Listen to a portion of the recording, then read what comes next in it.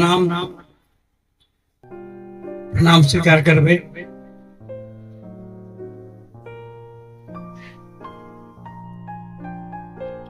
जिज्ञासा है जे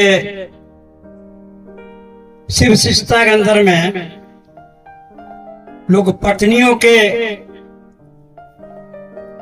गुरु बहन कहे छे, सारो गुरु भाई कहे छे, बापो को गुरु भाई कहे छे। एहन किया स्कूल में जो विद्यार्थी पढ़े छे,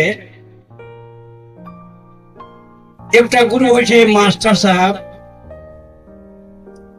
और सारा विद्यार्थी शिष्य रहे छे।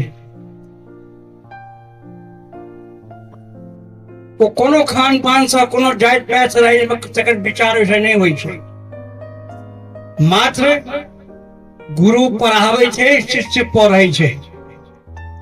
गुरु सिखावे छे, शिष्य सीखे छे। तो गुरु एकटा मास्टर भेले आ जतना विद्यार्थी हम चाहे छात्रा छात्र जे होय सब गुरु भाई गुरु बहन होय छै। भाई बहन रिश्ता बड़ी छै। ओठम चाचा चाची या मामा मामी नहीं कहल जाय छै।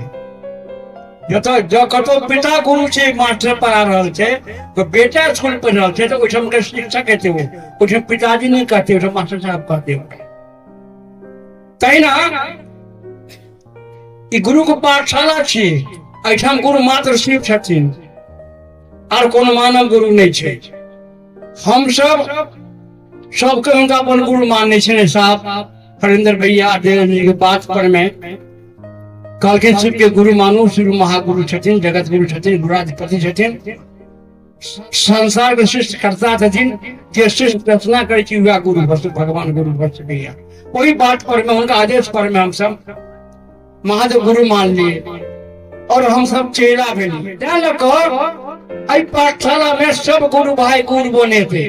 चाहे बाप पिताजी क्या न हुए थे, माता जी क्या न हुए, चाहे बहन हुए, चाहे जे हुए थे, उनका संबोधन हुआ क्या लेते हैं गुरु भाई प्रणाम, गुरु बहन प्रणाम, गुरुदेव जी प्रणाम। जना नीलम दीदी हरने में रहथिन, ओइठा मोह गुरु भाई गुरु बहन रहथिन। जना बरखा दीदी पूछो छथिन तो गुरु भाई गुरु बहन रहथिन जाको। ते हिसाब से हम सब एकटा गुरु के शिष्य छे, महादेव गुरु छथिन महादेव के। हम सब के शिष्य छियन, तें लके हम सब गुरु भाई गुरु बहन छे में कोनो तू बात नहीं छे। लिया छे एमे एकरे रस लिया छे। चलू एतबे के अपन वाणी के गुरु चरण रखे छी। पुनः सब प्रणाम स्वीकार।